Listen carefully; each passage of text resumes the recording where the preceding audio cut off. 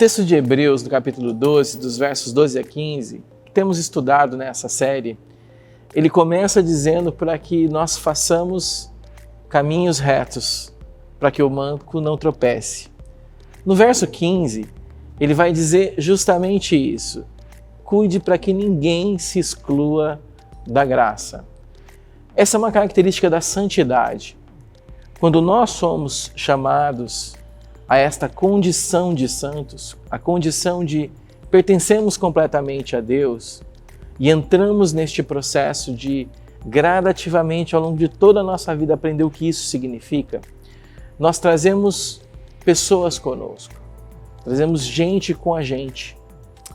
É a ideia da empatia, é a ideia de que tudo aquilo que fazemos possui uma consequência, tem um roteiro que Deus planejou para nós. O que eu percebo muitas vezes? Que nós, pastores, vamos fazendo o ministério, nós gostamos da igreja, nós gostamos de pregar para as pessoas, nós gostamos desse status quo de ser essa pessoa lembrada por sermos pastores.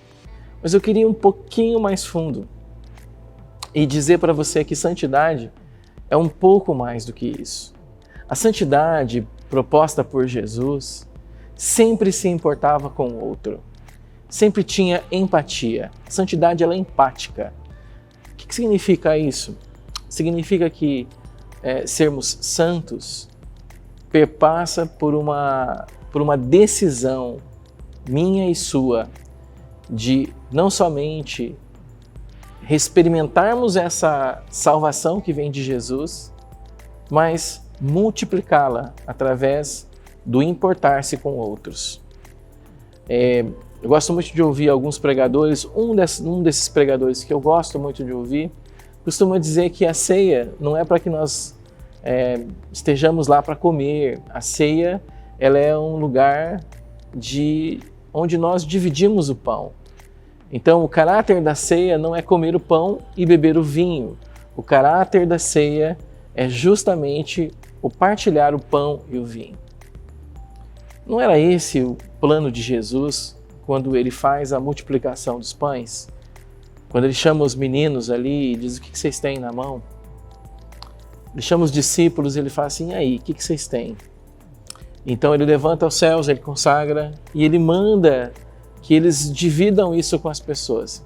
E eu, pensando nesse caráter de partilha do Evangelho e da santidade, eu fico pensando que numa multidão de milhares de pessoas, quando você não tem nada o que comer, partilhar parece uma coisa muito maluca.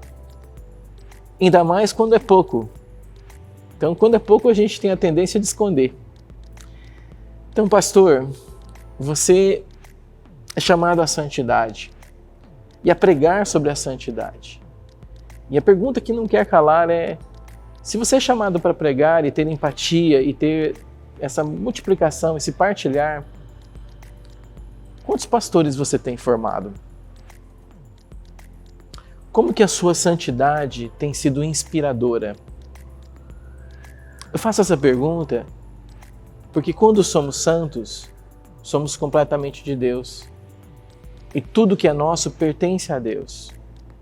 Inclusive, a responsabilidade de nos multiplicarmos e partilharmos. Obviamente, o texto não está falando sobre isso, não está falando sobre formação de pastores e líderes, não está falando sobre nada disso. O texto ali está falando assim: olha, façam caminhos para o manco, para ele não tropeçar. Não deixe que ninguém se perca no meio desse processo. Então, ele está falando que a santidade ela não pode ser uma santidade de gabinete. Ela não pode ser uma santidade de exclusividade, que é só tua, que você não divide com ninguém. A santidade é algo para você multiplicar, para inspirar novos garotos e garotas a serem como você é, a se inspirarem não somente a fazer o que você faz, mas ser o homem ou a mulher de Deus que você é. Quem você tem discipulado? Para quem você tem feito caminhos retos? Quem você tem livrado de se perder da graça? Essa é uma boa pergunta. Que Deus te abençoe. Tenha uma ótima semana.